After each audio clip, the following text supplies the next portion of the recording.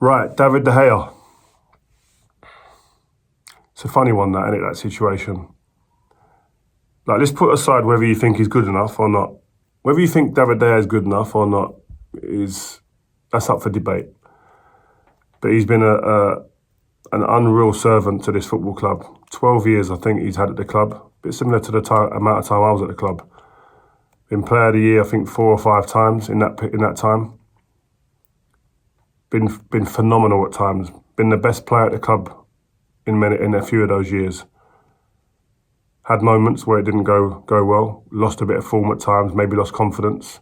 But in the main, has served the club remarkably well. Never been in and out of trouble. Never brought the club into disrepute. Outstanding professional. Great character. One of the boys. And this transfer window, I mean, there's a lot of people calling for him to leave. Some will say he should stay, go and get a different goalkeeper. It's a new style of goalkeeper that they want, and they want to evolve that position. That's all understandable. That's fair. Everyone's entitled to an opinion. Erik ten Hag, at the end of the day, has a type of goalkeeper that he wants. And if David De Gea isn't that goalkeeper, David De Gea has to hold his hands up and say, you know what, I've had a great run here. I love it here, but if the manager doesn't want me, I've got to go. Or I'm going to be number 2, whatever.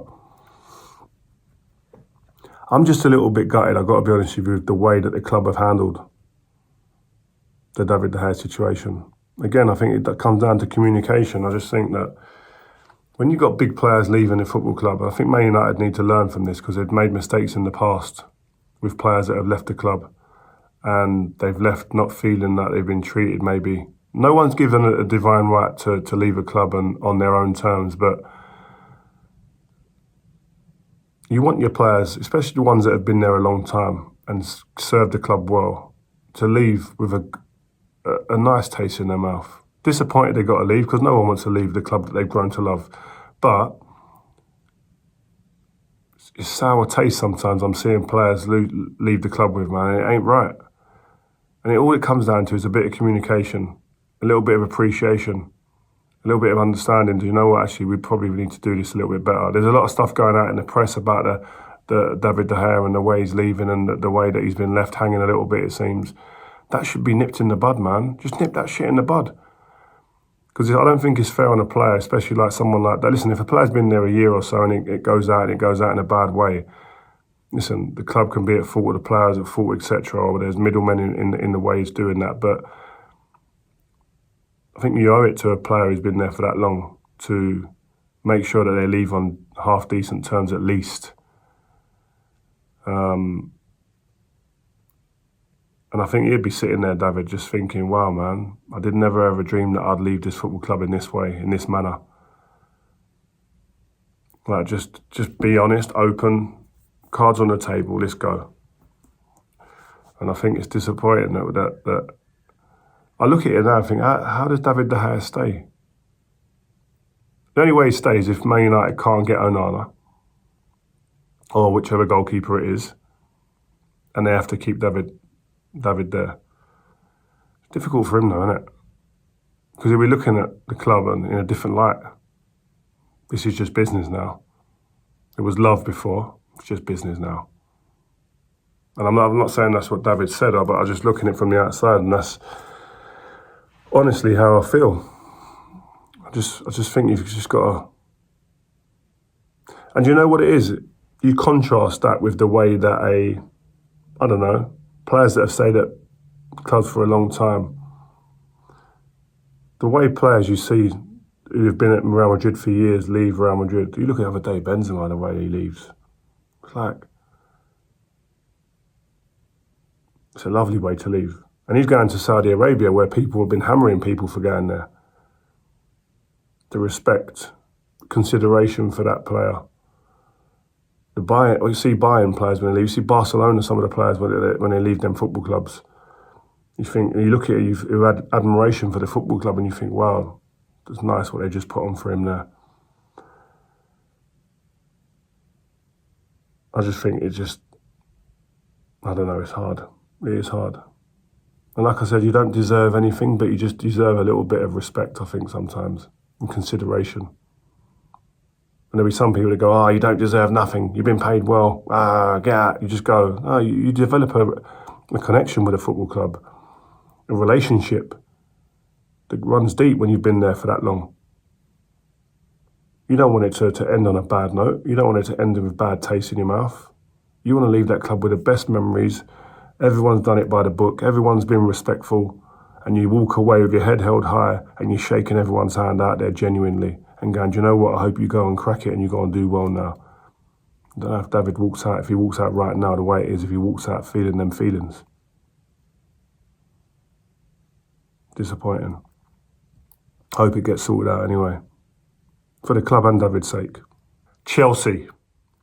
Chelsea have been the story of the summer for me, or one of the stories, in the movement that's been going on there.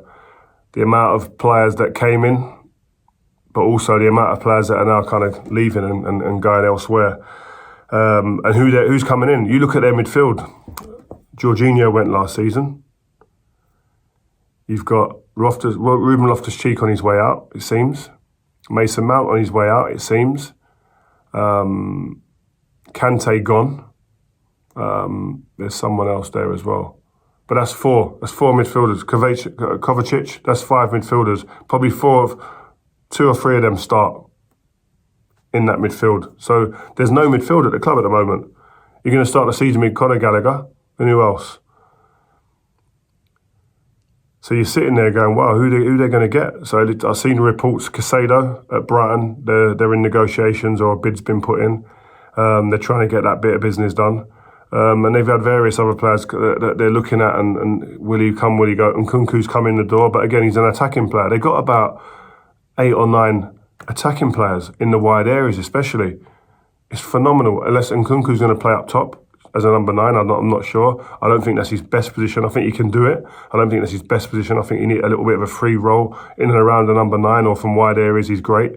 So it'd be interesting. I think the squad lacks balance at the moment. I think they're crying out for some midfield players. I'm so really, really interested to see now where they go with the midfield, because that's an area. They've got Enzo in there. They spent over £100 million on. Who are they going to have in there alongside him? Is it Conor Gallagher? Do they believe that Conor Gallagher's that guy? Caicedo obviously may be coming in, but really, really intrigued. Because it's a big change now. And you're seeing a lot of business done. They bought young players, a couple of boys from Brazil, a young Jamaican boy. They're buying young talent, Mudryk last season. Big money on these young players, but they're all young players. Are these players they're buying for the future? Is that the new way they're thinking at Chelsea? They've sold a lot of experience and they're bringing players into the squad who seem, for me, who look like development buyers. They're development players. They're going to need time. They're young. Potential. Huge potential. But do Chelsea need for now as well? Do they need to buy a bit more of a mix and blend of players that are going to come in and impact their team? You look at the Arsenal signings. They've just signed Havertz from Chelsea. He goes in and starts. They're going to sign Declan Rice, it seems. He goes in and starts. Timber from Ajax. He probably goes in and starts. If not, he's right around it. And if he goes in, he's not like, I'm not sure, he's experienced enough, played Champions League, won titles at Ajax. Very different to the signings that we're seeing at Chelsea. So is it a change in tact in the way that they're now approaching their recruitment? Really interested to see, once the window finishes, how Chelsea are going to be. And this might be a new way of, a new method, a new recruitment strategy from the Chelsea to what we've seen, because they've always been buying like ready-made. You look down the years, the strikers they used to buy, the Eto's ready-made, Shevchenko ready-made, Crespo even ready-made. You look in midfield, Ballack ready-made. You know what I mean? I can go on and on. There's players, Thiago Silva ready-made. You know, all these players that we're looking and talking about, players that have already made it and are there. They're not players that are coming and just going to have to need a year or so to bed in. So the Chelsea fans may have to be a little bit patient, man. Very different to what they're used to. But patience isn't a word that we use in the game often, is it? And it's not a word that we give. It's not a thing that we give to people these days that are footballers. Patience. Good luck, Chelsea. All the best.